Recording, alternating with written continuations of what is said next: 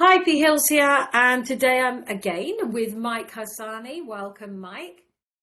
Thank you, Fee. Thank you for having me. Now, as many of you may know who have listened to the previous videos, Mike is an expert in neuroscience and AI. For the past 35 years, he's been working in the field. So there's so much knowledge in there. What we're doing with each video is extracting it inch by inch, as we call it, or step by step. Today, Mike is going to be sharing his wisdom on what he calls the user guide for life. Tell us more, Mike.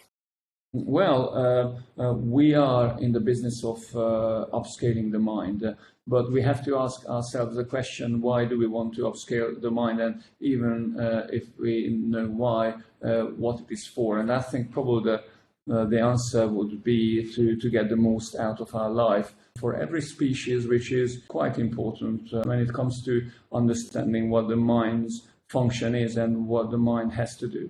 And that fundamental rule for life is that every generation will have to successfully produce the next generation, or the species will just go extinct. There's no room for errors. We really have to understand that if any generation fails to produce the next generation successfully, then that species is extinct and out of life's cycles. So something must be done for every species so that it knows how to produce the next generation successfully. And if you look at us humans, I mean, we're equipped with limbs, organs, and all sorts of things, but without the brain, it would not do much. It would just lie in a heap and would have no purpose whatsoever. That would not get us anywhere near producing the next generation successfully. So we must have some kind of controlling system, the brain, that gives meaning to all of this. Where should our legs take us? What should our limbs and arms move, and so on and so on? How should we feed ourselves? How to find a mate? How to attract that mate, and how to produce the offspring. So there's a hell of a lot of stuff that we will just have to know how to achieve the all-important goal, which is producing the next generation for this generation as a species. So the species, the human race, will have to have some kind of user guide for life. This is what it is all about. And where is it stored?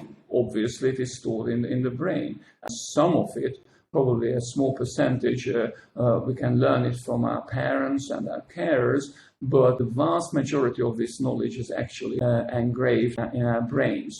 This is how we know what we want to achieve and how we want to achieve it. And I really would like to stop here for a second and just marvel at the absolutely amazing score this user guide has done for the human race. I mean, the human race is now, it's about 15,000 generation. And before we had millions and hundreds of millions of generations as other species. And if we just marvel at the miracle that none of these generations have failed so far. So imagine that hundreds of millions of time, whatever user guide they had for life, it was good enough for their generation to get the next generation successfully on its way.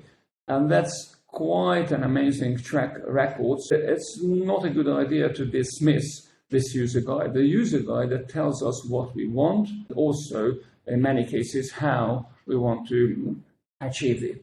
Now, for every species that has a brain, it has to have some kind of user guide. It's always species specific, so that works for one species would not work at all, which works for humans would not work for a butterfly, and so on and so on. When I say the user guide for life, actually I mean user guide for life for the human species.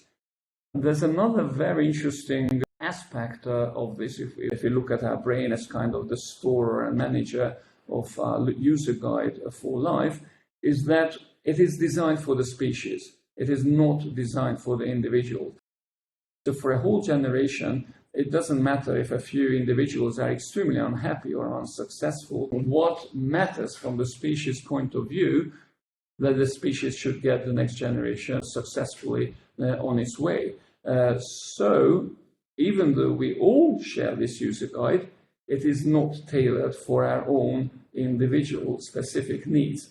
And this is where upscaling our mind makes a very big difference.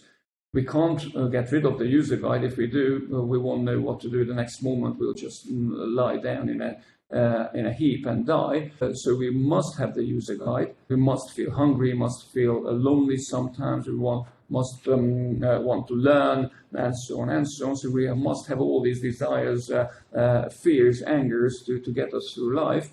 But how do we get the most out of that user guide, which is designed for the species, for us as individuals? This is why the humans are quite good, actually. We have an extremely flexible mind, and actually the human brain allows a lot of refinement to the user guide.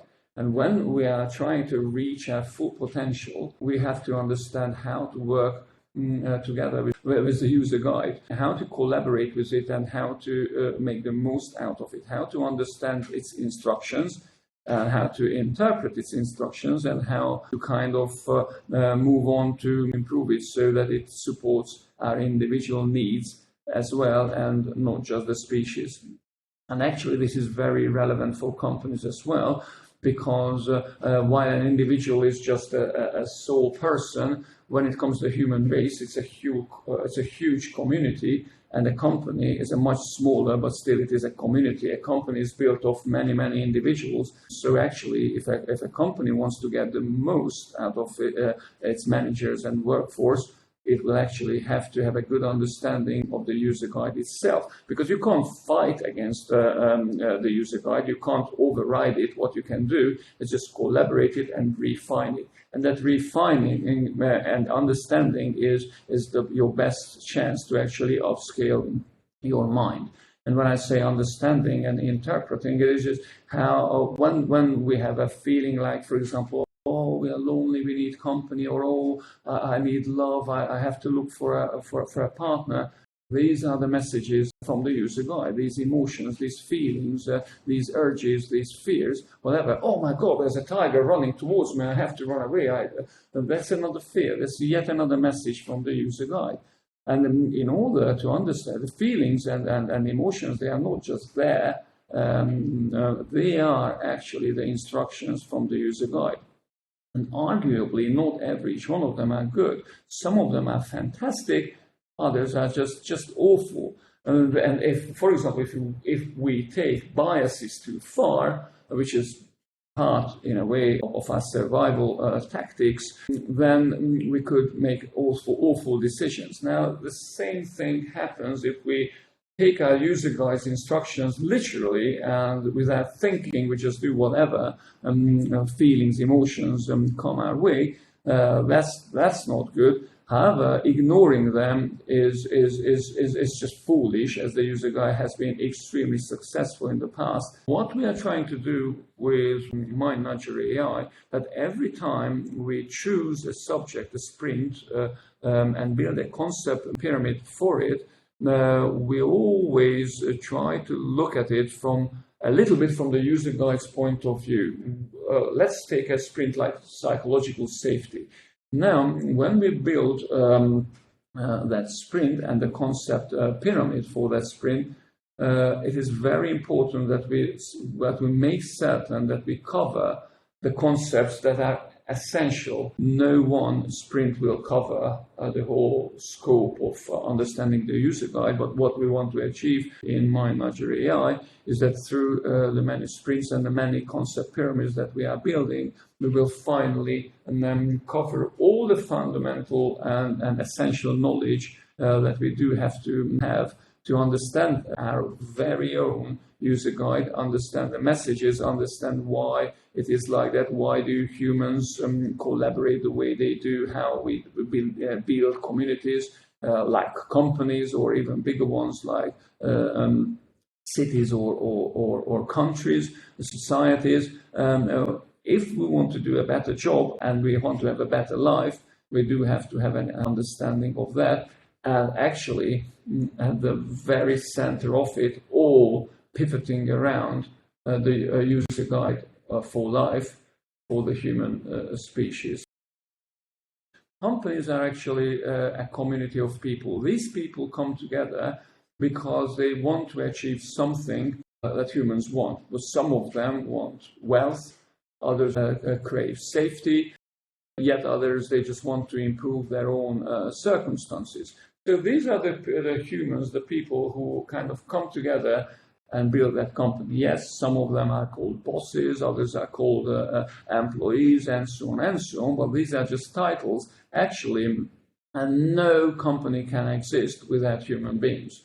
So there has to be at least one human being and some machines to have a company. And now, usually, most companies are built from many, many humans, some are of hundreds of thousands of humans who form this community. And this community is actually run by the rules of the user guide. So, for example, when we say trust, when we say loyalty, when we say honesty, when we say support, and so on and so on, if you come to think of it, it is all about kind of guidance about how beings can cooperate together for a greater beneficial goal. This all comes from the user guide, for example, ethics, and they have a very clear purpose. They want the community to work. Imagine if everybody was cheating and lying, there would be no trust in the community. Now, we would not want to work with each other. It would be extremely dangerous to work with others because they could steal from us, they could kill us, whatever, for their own short-term benefit. But we need trust so that we keep on hanging there in the community, considering what is important for the community. And this is how the community or the company comes together to produce something that we couldn't do on our own. Just give you a little example about productivity. If one person would have to build a house, it would take X amount of time. Now, if there are two people who would have to build two houses, actually, it would become easier. Now, imagine if you have, let's say, 100 people building 100 houses, their productivity would grow really just astronomically. And when we have 8 billion people building, not 8 billion houses, but let's say 1 billion houses, I mean, now house prices and everything really fall and becomes much, much easier. This is all about communities collaborating together. Why do we want to collaborate in the first place? And this is, yet again, comes back to the user guide. The user guide makes us wanting to collaborate. If we do understand that, then suddenly everything makes sense. We know why we want to do things and why we don't want to do things. And then we, for the first time in our life, we'll have a chance to decide, okay, well, I get it. I know why I have this feeling, emotion, this urge to do this or that, but actually this is not good advice, and I can tell you why. And this is exactly where we want to get people taking advantage of using MindNudger AI, so that they will have the liberty, they will have the freedom to actually make up good decisions, and they have a real chance to make a decision, not just doing whatever comes our way, but we can say, okay, I get this advice and I get that advice I get from the user guide. There is some contradiction, but here I am, and it's my job now to find the best way forward that will be most beneficial for my own life, for my loved ones, and obviously for my greater community, which would be my company, my city, my country, or the human race. This is why understanding the human user guide for life is so extremely important. I mentioned earlier that the user guide for life is engraved in our brains, and it actually has a huge set of instructions about life.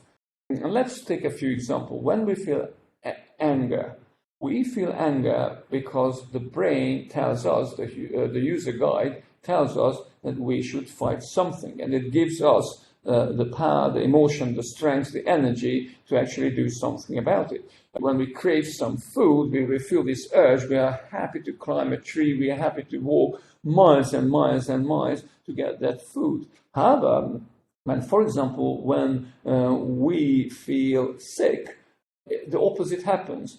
We don't want new food. Even we could have the favorite food in front of us. We would say, "Oh no, I don't feel like it." That's the user guide. This is when it tells us through instructions that, look, at this moment you should not get anything into your digestive system. While at other points it says, look, you should use all your resources. You should use your legs. You should use your arms and everything else to get to the food source. And then, I don't know, prepare it, gather it, prepare it, and chop it up and get it in your mouth. Or, take another one. When we love something, love is another message that we should be attracted to something. Love is not just there, just because it's nice. It's another instruction, another message. Look, you are attracted to it. You should be attracted to one. So, for example, when we are looking for a partner, actually the user guide tells us pretty clearly what age, what sex, what other traits they should have when we start to be attracted. Everybody can tell who's beautiful and who's not. Yes, there's all sorts of different beauties, but we can all tell, even babies can tell who is beautiful and who's not.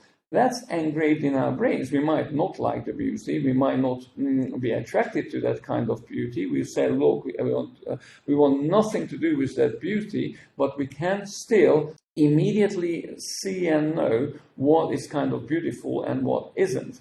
Now, and there's a pretty good understanding in humans that, for example, certain things are beautiful and other things are just plain ugly. For example, if you look at a wasted, filthy pond, most of us would think, okay, that's ugly. While if you look at kind of a flowery meadow with hills and maybe the sea on the horizon, most of us would find it beautiful. Now, all that comes from the human user guide for life.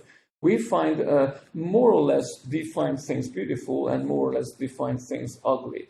Or, for example, when we feel lonely. Loneliness, that comes from, look, you should try and find other people. You should join a community. You should build relationships. You are not good alone. You should do something about it. And that loneliness has to be unpleasant, otherwise we'll not get the urge to move and do something about it, invest the energy. Or, for example, when we feel boredom. Boredom is just another message. Look, what you are doing right now doesn't seem to be doing a lot of good for you. So actually you should go out and do something which, yes, fun, another message, is good for you. But then it is easier to see that sometimes the messages are not perfect. So sometimes actually what seems like boring, like for example learning a new language, might seem boring for a child, and it would look much more appealing to go out and play football. However, in the long term, learning that language, say English, could have a much more beneficial effect than actually playing out and just improving the footballing skills. And this is exactly where we have to understand the user guide for life. So when, for example, we feel bored, we should really ask ourselves the question, I am feeling bored because actually I should not do what I'm doing right now, or I'm feeling bored because I don't yet understand why that is, and truly understand why this is beneficial for us. And once we understand truly why something is beneficial, suddenly the user guide doesn't send the message that we are bored. Suddenly the user guide will send a message, this is great, this is inspiring, this is absolutely amazing. We are not bored anymore, we are inspired. So this is exactly why it is so important to understand what the user guide is for, and then move on to understand the individual messages, and then we can decide, okay, do I agree with the message? Is this message beneficial for me? If it is, do it. Well, follow your instincts. But if it isn't, then you have to sit down and talk with yourself. You've just clarified something for me. I've always believed that in learning, the engagement is so low in organizations because historically, nobody's been given a motive individually for doing the learning, web-based learning. When that came in over the period, one of the biggest challenges for companies was how they engaged people into it. So it's, do I do this, or do I do fancy stuff? Think like we've discussed about, should it be like this, or frills and all that? And that's not really what it's about. We need to give the individual a motive to learn this. Because when they have a personal motive, they'll learn it. And without a motive, they won't. From a workplace point of view and learning point of view, how does that correlate from what you've just said? Absolutely, and let me just introduce one last kind of concept here. When we are talking about the user guide and saying the user guide is built up of guidance. It's a made-up word. It is trying to kind of describe that these are little guides. Guide-on like photon, electron, guide-on. So the user guide is built up of guidance. So actually it is the guidance who send the messages, set the emotions, the feelings and everything else. So when we become engaged because one or more guidance decide that, look, this is what you should do. You should be engagement is just a message. Engagement is just kind of an instruction. Look, this is interesting. This is something that that should do. When you are inspired, you get that energy and everything else from another guy is being switched on. So actually what companies should do to engage people is kind of excite the right guidance, in inverted commas, so that they switch on. And then they will create the inspiration, they will create the engagement, they will create the interest and everything else. If they fail to do that and just leave it to chances, that very likely other guidance, like boredom guidance, will switch on, and then people will feel bored, they want to get out, they want to do something else, they feel, look, it's not my place, it's absolutely a waste of time for me. This is what boredom tells us. Boredom is just a message.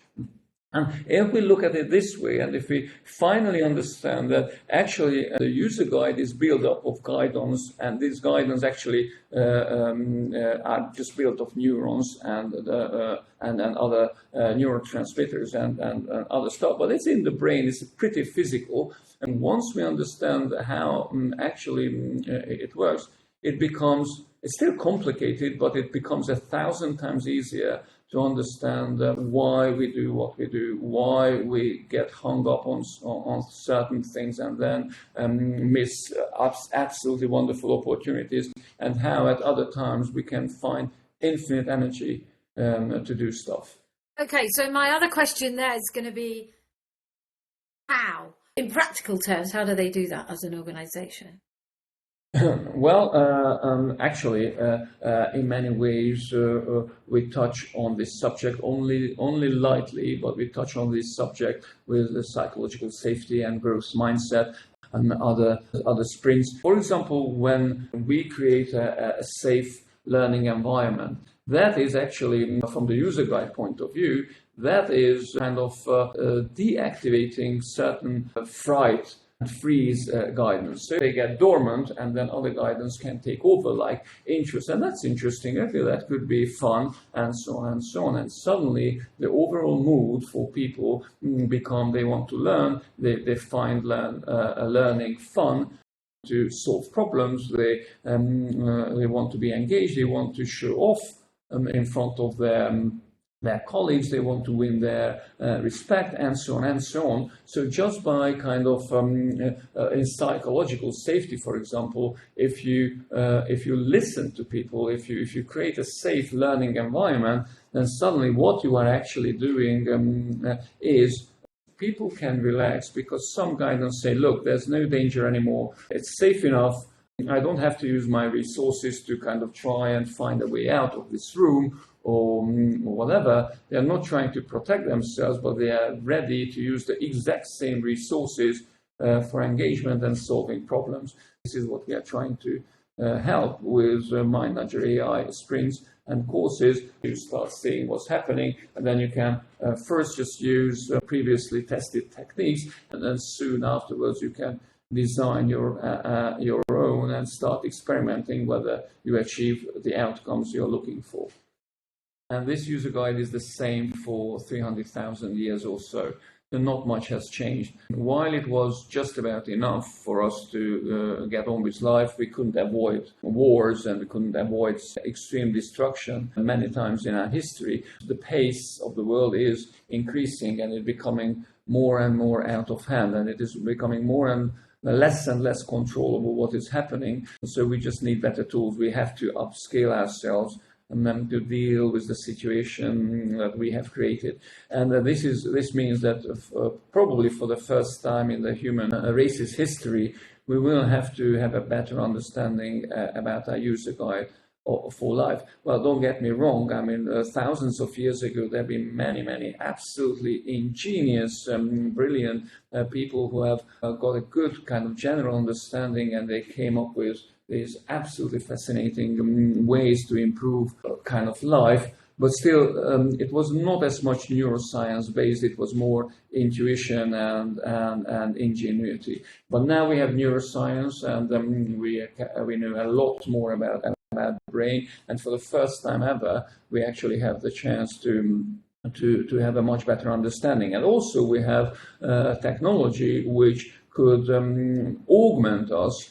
We can do a lot more with our understanding, so we can track people's individual needs much better, and so we can design better tools to help the individual, because every person is different. Even though we share more or less the exact same user guide for life, and with very small variations, it doesn't necessarily work exactly as well for every individual. So every individual is different. We have a different path to get where we are. And for that, we need individualization, individualized learning. And this is exactly what MindNudger AI is all about, to provide that. And we are on this mission, if you want, to actually build the tools and all the necessary kind of library of knowledge that will help people first understand bits of it, and suddenly, finally, get a pretty cool, clear picture of what it is and how they can achieve what they want in life, be it a company or be it an individual. It doesn't matter. We all share the same user guide, and whatever we want to achieve, fundamentally, actually, it is built on the user guide for life. AI introduced a new kind of potential species. It's nowhere near being a proper species, but it has, in a way, the potential. And if we want to create AI, the only reason for us to create AI is to help us. And it cannot help us if it is not kind of aligned with our user guide for life. So whatever AI we produce, and it could be looked at as a new species, then new species should support us symbiotically, augmenting us to get us better. And there's no way we can build a good AI without aligning it with our user guide for life. For that, we will have to understand our user guide for life. That was such a wonderful explanation of what we all need to make sure we do as this revolution unfolds. We need to make sure it is symbiotic and that it serves us. Thank you very much for today, Mike, and until next time, thank you.